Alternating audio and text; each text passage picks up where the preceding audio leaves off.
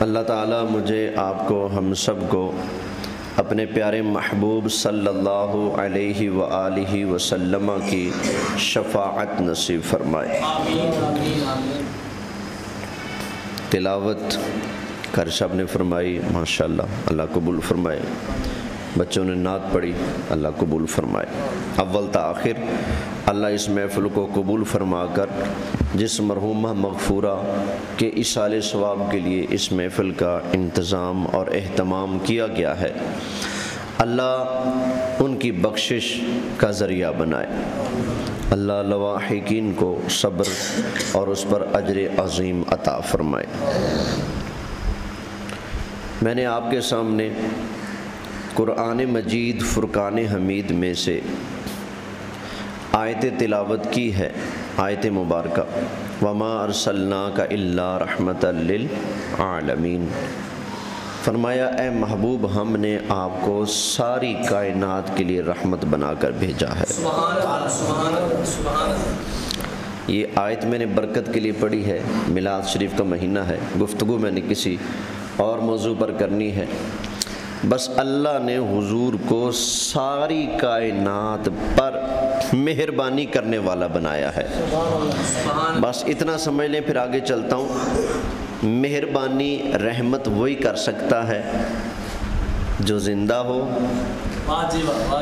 مہربانی وہی کر سکتا ہے جس کو اگلے کے دکھ درد کا علم بھی ہو، مہربانی رحمت وہی کر سکتا ہے جو زندہ ہو، اگلے کے دکھ درد تکلیف کا علم بھی ہو، پھر اس کو دور کرنے کی طاقت پاور بھی رکھتا ہو، اور پھر مہربانی وہی کر سکتا ہے جو درد مند تک پہنچنے کی طاقت بھی رکھتا ہو۔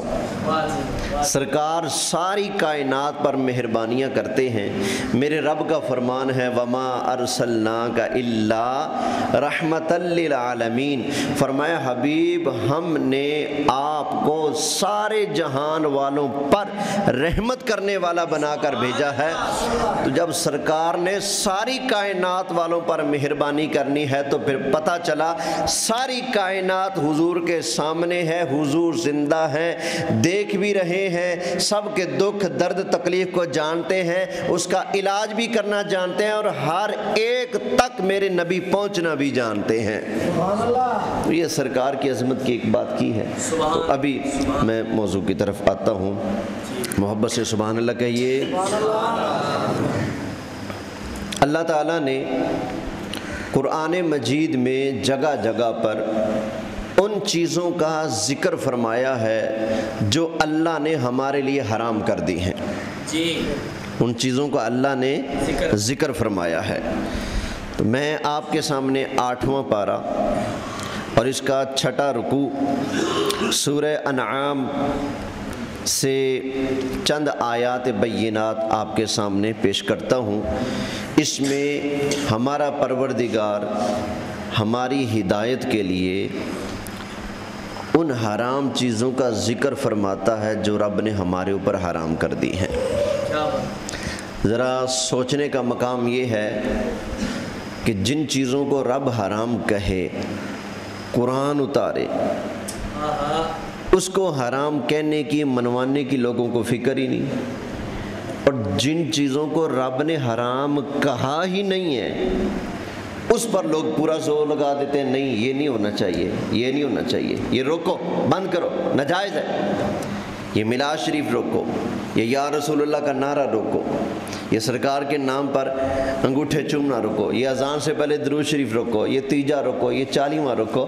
اللہ کے بندو، جن چیزوں کو رب نے روکنے کا فرمایا، جن چیزوں کو رب نے حرام کیا، اس کے اندر سارے پڑے ہوئے، سارے، اور جو غیر ضروری چیزیں ہیں ان کے بارے میں جھگڑے ہو رہے ہیں۔ آپ ذرا سوچئے اور سمجھیے اللہ نے کن چیزوں کو حرام کیا ہے۔ پیش کر دوں، محبت سے سبحان اللہ کہیے۔ اللہ تعالیٰ نے ارشاد فرمایا قُلْ تَعَالَوْا أَتْلُ مَا حَرَّمَ رَبُّكُمْ عَلَيْكُمْ أَلَّا تُشْرِكُوا بِهِ شَيْئًا۔ فرمایا حبیب آپ فرما دیں کہ آؤ میں تمہیں پڑھ کر سناتا ہوں جو تمہارے رب نے تم پر حرام کیا ہے۔ میں تمہیں کیا کرتا ہوں؟ وہ پڑھ کر سناتا ہوں جو تمہارے رب نے تم پر حرام کیا ہے۔ اس سے پہلے پچھلے رکوع میں قُل لا أَجِدُ فِي مَا أُوحِيَ إِلَيَّ مُحَرَّمًا، ان آیتوں میں بیان یہ ہو رہا ہے کہ مکہ کے کافر اپنی مرضی سے کچھ چیزوں کو حرام کہہ دیتے تھے، نہیں یہ حرام ہے، ہم نے یہ نہیں کرنا، یہ حرام ہے، حالانکہ اللہ نے حرام نہیں کیا، اللہ کے کسی نبی نے ان کو حرام نہیں کیا، اپنی مرضی سے حرام کہہ دیتے، پھر کہتے جی ان کا کھانا پینا استعمال میں لانا یہ ہمارے لیے حرام ہے۔ تو اللہ نے فرمایا حبیب ان سے کہہ دے تم کہتے ہو یہ حرام ہے، حرام ہے، اگر یہ حرام ہے تو دلیل پیش کرو، اللہ نے کہاں پر ان کو حرام کیا ہے۔ پچھلے رکوع میں یہ چیزیں بیان ہو رہی ہیں، اس سے یہ بھی پتہ چلا جو حرام کہے دلیل وہ دے، جو منع کرے دلیل وہ دے، جو روکے ٹوکے دلیل وہ دے گا۔ یہ قرآن کا اسلوب ہے۔ اللہ نے فرمایا تم کہتے ہو یہ چیزیں حرام ہیں، قُل لا أَجِدُ فِي مَا أُوحِيَ إِلَيَّ مُحَرَّمًا، حبیب آپ فرما دیں اللہ نے مجھ پر وحی اتاری ہے، وحی کے ذریعے اللہ نے مجھے حرام چیزوں کی پوری تفصیل لسٹ عطا فرما دی ہے، ان حرام چیزوں میں ان چیزوں کا نام نہیں ہے جن کو تم حرام کہتے ہو۔ اور ایک مقام پر فرمایا قُلْ هَلُمَّ شُهَدَاءَكُمُ الَّذِينَ يَشْهَدُونَ أَنَّ اللَّهَ حَرَّمَ هَذَا، تم اپنی مرضی سے رٹ لگاتے ہو کہ یہ حرام ہے حرام ہے۔ اللہ فرماتے حبیب ان سے فرما دیں ذرا دلیل پیش کرو، گواہ پیش کرو، بتاؤ اللہ نے کہاں پر ان چیزوں کو حرام کیا ہے۔ یہ اللہ نے قرآن کے اندر نبی پاک کو مکہ کے لوگوں سے سوال کرنے کا حکم دیا ہے کہ جو خود چیزوں کو حرام بناتے ہیں محبوب ان سے سوال کیجئے تمہارے پاس کیا دلیل ہے، اللہ نے حرام کیے تو دلیل پیش کرو، اللہ کے نبی نے حرام کیے تو دلیل پیش کرو۔ جب اللہ نے حرام نہیں کیا، نبی نے حرام نہیں کیا تو تم حرام کر سکتے؟ بولو یار، کوئی اور حرام کر سکتا؟ تو ہم بھی کہتے ہیں یہ مختلف چیزوں کو جو لوگ حرام ناجائز کہہ کر کہتے ہیں جی چھوڑو چھوڑو چھوڑو، خوش نہ ہو، خوشی نہ کرو، میلاد نہ مناؤ، جھنڈے نہ لگاؤ، یا رسول اللہ نہ کہو، ہم کہتے ہیں بھائی ہمیں روکنے والوں ذرا اتنی مہربانی کر دو، تمہارا احسان ہم قیامت تک یاد رکھیں گے، ہماری نسلیں بھی تمہارا شکریہ ادا کریں گی۔ اللہ نے حرام کیا ہے تو بتا دو، رسول اللہ نے حرام کیا ہے تو بتا دو، جب اللہ نے حرام نہیں کیا، رسول اللہ نے حرام نہیں کیا تو آپ مہربانی فرمائیں، آپ شریعت بنانے والے نہیں ہو جو اپنی مرضی سے حرام کر لو۔ حرام تب بنتا ہے جب اللہ حرام کرے یا اللہ کا محبوب حرام کرے۔ پچھلے رکوع میں یہ سب کچھ بیان ہوا ہے، جس کا دل کرے پڑھ لیں، ٹھیک ہے۔ اب آگے چلتے ہیں۔ اللہ نے فرمایا اوے تم جن کو حرام کہتے ہو ان کو میں نے تو حرام کیا نہیں، اب میں تمہیں بتاتا ہوں کیا اللہ نے حرام کیا ہے۔ فرمایا قُلْ تَعَالَوْا أَتْلُ مَا حَرَّمَ رَبُّكُمْ عَلَيْكُمْ أَلَّا تُشْرِكُوا بِهِ شَيْئًا، آؤ میں تمہیں پڑھ کر سناتا ہوں، تمہارے پاس تو کوئی دلیل ہے ہی نہیں، میں تمہیں پڑھ کر سناتا ہوں تمہارے رب نے تم پر کیا حرام کیا ہے۔ کیا حرام کیا ہے اب ذرا سننا۔ فرمایا اللہ تشرکوا بہ شیئا، اللہ نے حرام کیا ہے کیا؟ کسی کو اللہ کا شریک نہیں بنانا، اگر بناؤ گے تو سمجھ لو حرام کام کر رہے ہو۔ اللہ کے ساتھ شرک کرنا، کسی کو اللہ کا شریک بنا لینا، یہ اللہ نے کیا کر دیا ہے؟ بولیں حرام۔ اچھا یہ بتاؤ بھائی ہمارا معبود کون ہے؟ اللہ۔ ہمارا خالق کون ہے؟ اس ساری کائنات کو بنانے والا کون ہے؟ ہم کسی کو اللہ کا شریک مانتے ہیں؟ بولے ہم تو اپنے بچوں کو پڑھاتے ہیں وحدہ لا شریک لہ، اللہ ایک ہے، اس کا کوئی شریک بولیے نہیں ہے۔ فرمایا مکہ والو تم اللہ کو چھوڑ کر بتوں کو رب مان رہے ہو، یہ ہے جو اللہ نے حرام کیا ہے، اس کی تمہیں پرواہ ہی نہیں۔ تو آپ بھی سمجھ لیں، میں بھی سمجھ لوں، اللہ نے پہلا حرام جس کو بیان کیا وہ ہے اللہ کے ساتھ کسی کو شریک کرنا۔ پیروں کی محبت دل میں رکھو، ان سے عقیدت رکھو، لیکن خبردار کسی پیر کو یا پیر کی قبر کو کبھی سجدہ نہیں کرنا۔ اس شریعت کے اندر صرف اللہ کے لیے سجدہ ہے، کسی اور کے لیے سجدہ بولیے۔ میرے آقا علیہ السلام کو جب اونٹوں نے سجدہ کیا، جانوروں نے سجدہ کیا، درختوں نے سجدے کیے تو صحابہ کہتے تھے آقا مہربانی کریں ہمیں اجازت عطا فرمائیں، آپ کی اتنی شان ہے، جانور سجدہ کرتے ہیں تو ہمارا بھی حق بنتا ہے آپ کو سجدہ کریں، اجازت عطا فرمائیں۔ فرمایا اگر میری شریعت میں خدا کے علاوہ کسی اور کو سجدہ اگر جائز ہوتا تو میں عورت کو کہتا کہ اپنے بندے کو سجدہ کرے۔ فرمایا لیکن میری شریعت محمدی کے اندر اللہ کے سوا کسی کو سجدہ کرنا جائز۔ تو یہ یاد رکھ لیں کہ مزاروں پہ جا کر ہمارے کچھ لوگ ماتھے ٹیکتے ہیں، سجدہ کرتے ہیں، جو ایسا کرتے ہیں وہ حرام کا ارتکاب کر رہے ہیں، حرام کام کر رہے ہیں، گناہ کبیرہ کما رہے ہیں۔ اگر وہ قبر والے کو سجدے کے لائق مان کر سجدہ کریں گے تو کافر ہو جائیں گے، اسلام سے نکل گئے۔ لیکن اگر وہ کہتے ہیں نہیں سجدے کے لائق تو نہیں لیکن ہمارا پیر ہے، ہمیں پیار بڑا ہے جی، پیار میں آ کر ہم سجدہ کر رہے ہیں، تو یہ ایسے حرام ہے جیسے شراب پینا حرام ہے، جیسے زنا حرام ہے، جیسے سور کھانا حرام ہے، ایسے ہی سجدہ کسی اور کو کرنا کیا ہے؟ بولیے۔ یہ پہلا حرام ہے جو اللہ نے بیان فرمایا، فرمایا اللہ تشرکو بہ شیئا، کسی کو بھی اللہ کا شریک نہیں بنانا۔ اب آگے چلیے ذرا، اللہ تعالیٰ نے ارشاد فرمایا وَبِالْوَالِدَيْنِ إِحْسَانًا،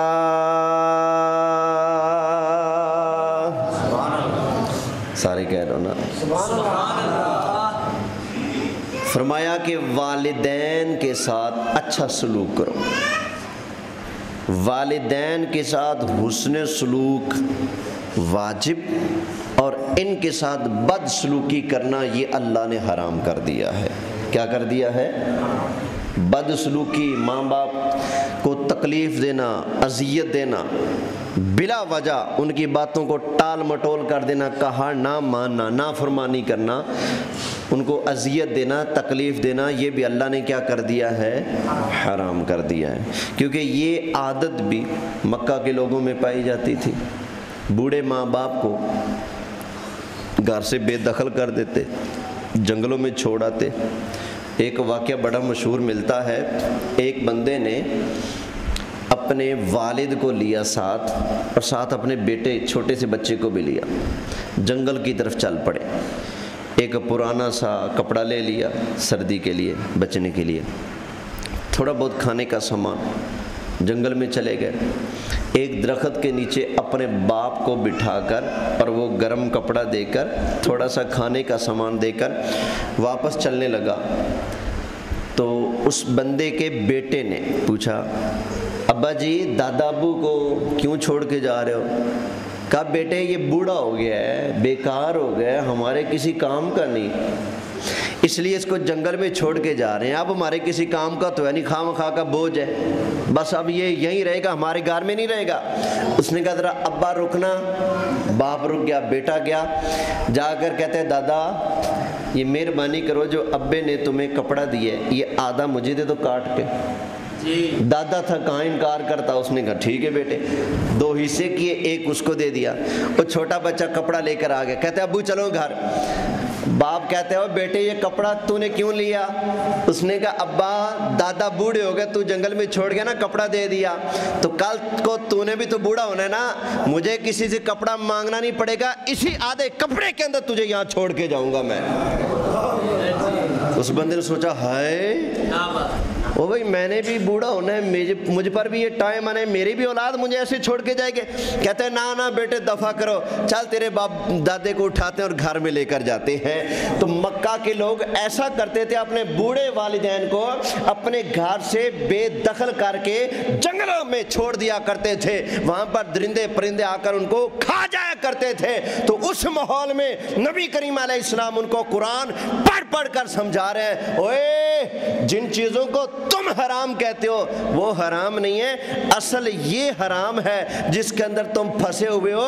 اللہ نے بتوں کی عبادت حرام کر دی ہے, اللہ کے ساتھ کسی کو شریک نہیں بنانا, اللہ نے یہ حرام کر دیا ہے. اور آگے فرمایا وَبِالْوَالِدَيْنِ إِحْسَانًا, ماں باپ کے ساتھ اچھا سلوک کرنا, ان کے ساتھ بد سلوکی اللہ نے حرام کر دی ہے. سبحان اللہ کہہ لو اگر آتی ہے تو. سبحان اللہ, سبحان اللہ. اچھا یہ بتائیں سبحان اللہ کا مطلب کیا ہے؟ اللہ پاک ہے. اگر ساری دنیا کہے سبحان اللہ مولا تو پاک ہے, کیا اس کی شان میں فرق پڑے گا؟ نہیں. اگر ساری دنیا نہ مانے اس کو کوئی فرق پڑ جائے گا؟ وہ تو بے پرواہ ہے نا. لیکن اتنا ہے اگر ہم اس کی پاکی بیان کریں گے نا تو وہ مہربانی کرتے ہوئے ہمیں گناہوں سے پاک کر دے گا. اس لیے محبت کے ساتھ اپنے اللہ کو راضی کرنے کے لیے, کسی کو داد دینے کے لیے نہیں, صرف اللہ کی تسبیح بیان کرنے کے لیے اللہ کے گھر میں بیٹھے ہیں سبحان اللہ کہیں گے تو یہ کلمات تو وہ ہیں بخاری شریف کے سب سے آخری حدیث ہے. نبی کریم علیہ السلام فرماتے ہیں کلمتان حبیبتان الی الرحمن خفیفتان علی اللسان ثقیلتان فی المیزان سبحان اللہ وبحمدہ سبحان اللہ العظیم. یہ بخاری شریف کی سب سے آخری حدیث ہے. نبی کریم علیہ السلام نے فرمایا دو کلمے ایسے ہیں جو رحمان کو بہت پیارے ہیں, میزان اعمال کے اندر بڑے وزنی ہیں, زبان پر کہنے کے حوالے سے بڑے ہلکے ہیں, اللہ کو بہت پسند ہیں. سبحان اللہ وبحمدہ سبحان اللہ. تو بہانے سے یہ پڑھا کرو سبحان اللہ, کہیے سبحان اللہ. یہ والدین کی نافرمانی بھی کیا ہے؟ حرام ہے. آگے اللہ نے فرمایا, اللہ تعالیٰ نے ارشاد فرمایا وَلَا تَقْتُلُوا أَوْلَادَكُم مِّنْ إِمْلَاقٍ.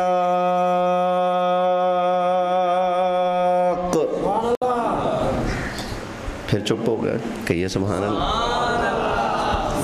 فرمایا کہ بھوک کے ڈر سے اپنی اولاد کو قتل نہ کرو. بھوک کے ڈر سے اپنی اولاد کو قتل. ایسے واقعات ملتے ہیں دیکھنے میں سننے میں بھی کہ 2 بچے ہو چکے ہیں, تیسرے کی اللہ نے امید لگا دی تو کہتے ہیں بھئی تیسرا آئے گا تو کھائے گا کہاں سے, چلو اس کو ضائع کروا دو. یہ یاد رکھنا حمل ضائع کروا دینا بغیر کسی سخت مجبوری کے یہ بھی ایک جان کا قتل ہے, اور یہ کفران نعمت ہے. اللہ کی نعمت کے ساتھ کفر کرنا ہے. اللہ دے بندہ منہ مڑے نہیں میں نہیں چاہیے. یہ تو پوچھو ان سے جن کی گود میں کچھ بھی نہیں ہے. تو یہ بھوک کے ڈر سے اپنے بچوں کو قتل کر دینا.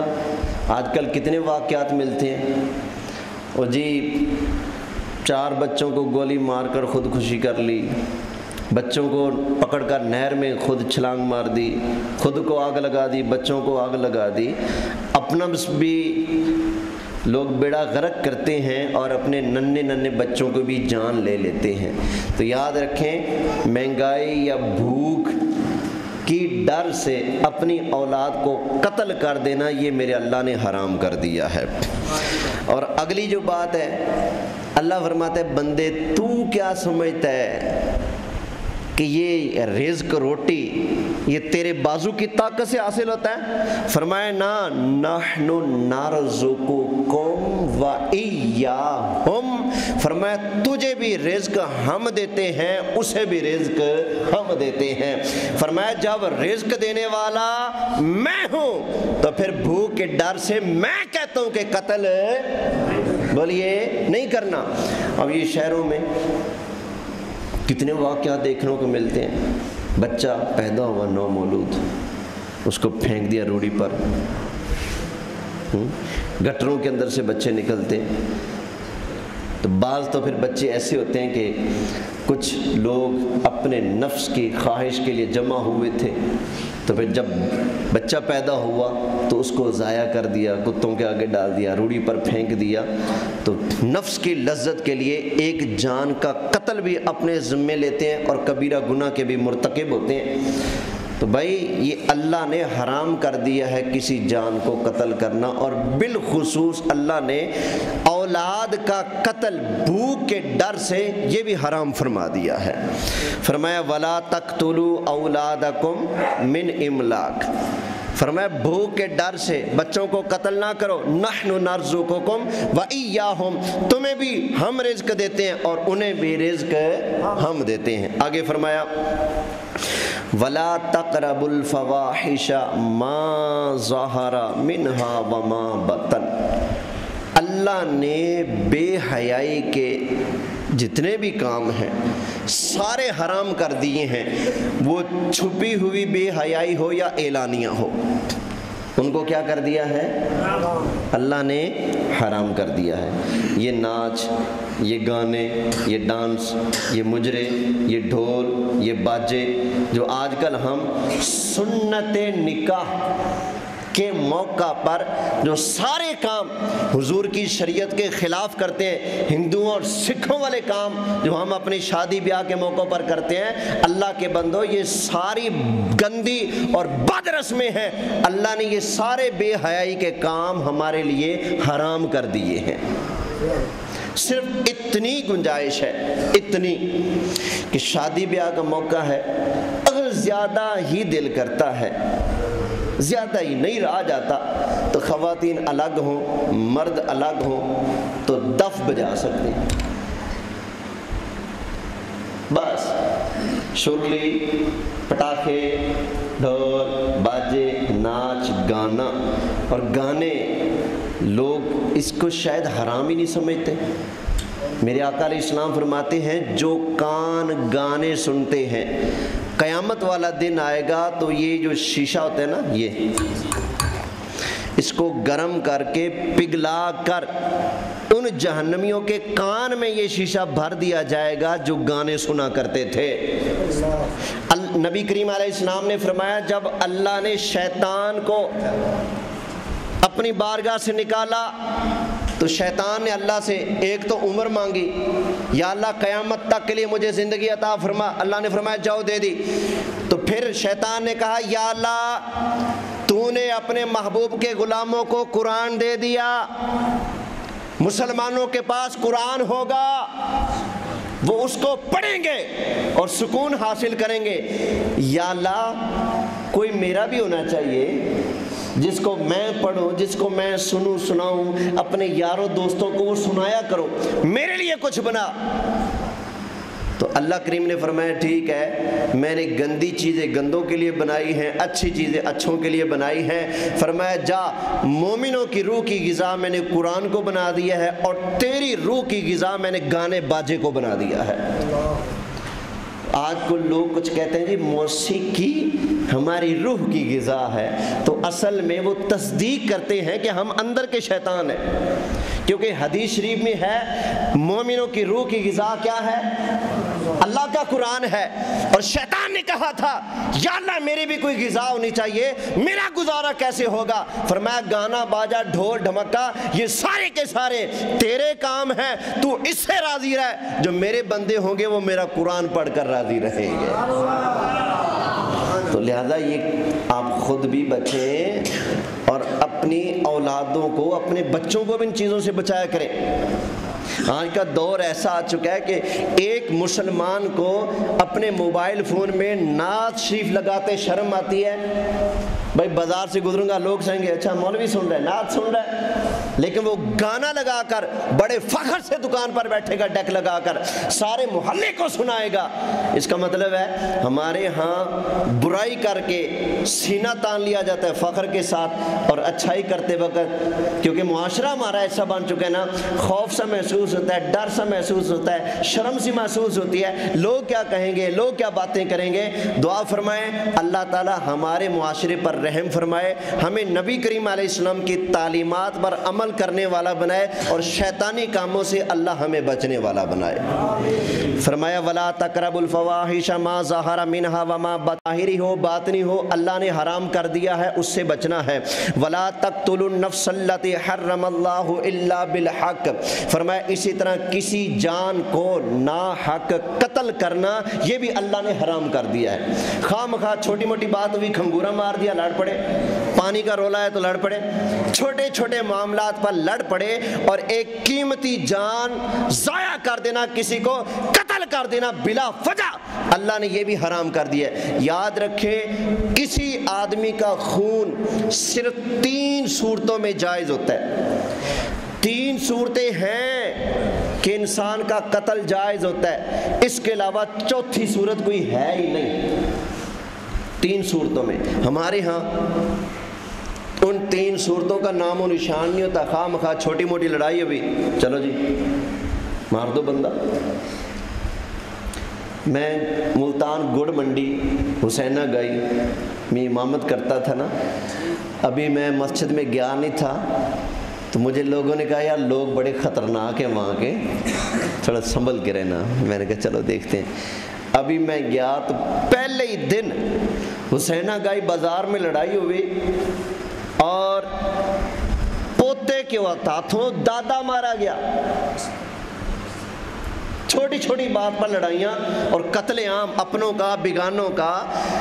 خونی رشتے ہوتے ہیں, چاچے تایا کے بیٹے ہوتے ہیں, لیکن زمینیں بک گئیں, خاندان بک گئے, برباد ہو گئے, نسلیں ختم ہو گئیں ہیں. ہر وقت ڈر خوف چھایا ہوا. کیوں جی ہماری دشمنی چل رہی ہے. یہ کوئی ایسا کام نہیں ہے جس سے اللہ راضی ہو. اللہ نے یہ سارے شیطانی کام حرام کر دیے ہیں.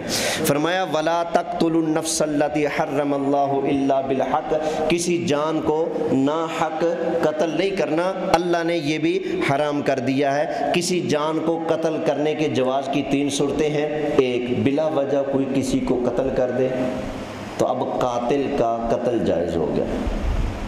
بلا وجہ کوئی کسی کو قتل کر دے, اب بدلے میں اس کو قتل کرنا بولیے جائز ہو گیا. اسی طرح کوئی بندہ مسلمانوں کے ملک میں رہتے ہوئے اسلام سے پھر جائے, مرتد ہو جائے, 3 دن حاکم اس پر اسلام پیش کرے گا, اس کے سامنے علماء بٹھائے گا, تیرا کوئی سوال ہے تو پیش کر, اعتراض ہے تو کر, جواب دیا جائے گا, دوبارہ واپس آ مسلمان بن. اگر وہ 3 دن کی مہلت میں توبہ تائب نہیں ہوتا, کافر ہی بنا رہتا ہے, تو اس کو بھی قتل کر دیا جائے گا, تاکہ اس کی وجہ سے دوسرے لوگ بھی کافر نہ بن جائیں. اب اسلام سے پھرنے والے کو حاکم اسلام 3 دن کے بعد قتل کروائے گا. یہ دوسری قتل کی جائز کی صورت ہے. تیسری صورت کوئی شادی شدہ مرد ہو یا عورت ہو اور وہ بدکاری کر بیٹھیں, اور ان کی بدکاری یا ان کے اقرار سے ثابت ہو یا 4 گواہ اس پر قائم ہو جائیں, تو اب بھی ان کو قتل کر دیا جائے گا. یہ صرف کائنات کے اندر قتل کے جواز کی 3 صورتیں, چوتھی صورت رب نے نہیں رکھی. انسان کی جان اتنی قیمتی ہے. باقی سارے جتنے بھی سے نیچے کے جرم ہیں ان میں چھوٹی موٹی سزائیں رکھی ہیں, لیکن قتل والی موت سزا اللہ نے نہیں رکھی. ہمارے یہاں لڑائیوں میں ابتدائی لوگ یہاں سے کرتے ہیں. اللہ ہمارے اوپر رحم فرمائے. آگے فرمایا ذالکم وصاکم بہ لعلکم تعقلون, اللہ تمہیں وصیت کرتا ہے تاکہ تم عقل پڑھو, عقل سے کام لو. آگے صرف آیات کا ترجمہ پیش کر دیتا ہوں, گفتگو نہیں کرتا, ٹائم اوپر ہو رہا ہے. ولا تقربوا مال الیتیم, یتیموں کے مال کے پاس بھی مت جاؤ, کھانا تو دور. الا باللتی ہی احسن، ہاں ایسے طریقے سے یتیم کے مال کے پاس جا سکتے ہو جس میں اس کا بھلا ہو، یتیم کا مال بڑھ سکتا ہو، اس کی حفاظت ہو سکتی ہو تو اس کے قریب ہو سکتے ہیں۔ حتیٰ یبلغ اشدہ، جب تک وہ جوانی کو نہیں پہنچ جاتا اس کے مال کے پاس نہیں جا سکتے۔ وَأَوْفُوا الْكَيْلَ وَالْمِيزَانَ بِالْقِسْطِ، عدل اور انصاف کے ساتھ ناپ تول پورا کرو۔ لا نکلف نفسا الا وسعها، اللہ کسی جان پر اس کی طاقت سے زیادہ بوجھ نہیں ڈالتا۔ وَإِذَا قُلْتُمْ فَاعْدِلُوا، اور جب بات کرو تو عدل اور انصاف کے ساتھ بات کرو، سچی بات کرو۔ وَلَوْ كَانَ ذَا قُرْبَى، اگرچہ تمہاری بات جس کے خلاف جا رہی ہے وہ تمہارا اپنا قریبی رشتہ دار ہی کیوں نہ ہو، بات حق اور سچ کی کرو اگرچہ اپنوں کے خلاف جائے۔ وَبِعَهْدِ اللَّهِ أَوْفُوا، اور اللہ کا عہد پورا کرو۔ ذَلِكُمْ وَصَّاكُمْ بِهِ لَعَلَّكُمْ تَذَكَّرُونَ، اللہ تمہیں سمجھاتا ہے تاکہ تم نصیحت پکڑو۔ وَأَنَّ هَذَا صِرَاطِي مُسْتَقِيمًا، یہ اللہ کی سیدھی راہ ہے۔ فَاتَّبِعُوهُ، تو اسی کی پیروی کرو۔ وَلَا تَتَّبِعُوا السُّبُلَ، اور اس کے علاوہ جو راستے ہیں نا ان پر مت چلو۔ فَتَفَرَّقَ بِكُمْ عَنْ سَبِيلِهِ، اور راستے پر چلو گے تو وہ تمہیں سیدھی راستے سے دور کر دیں گے۔ ذَلِكُمْ وَصَّاكُمْ بِهِ لَعَلَّكُمْ تَتَّقُونَ، اللہ تمہیں سمجھاتا ہے تاکہ تم اللہ سے ڈرنے والے بن جاؤ۔ اللہ یہ درس قرآن اپنی بارگاہ میں قبول فرمائے، آمین بجاہ النبی الامین صلی اللہ علیہ وسلم۔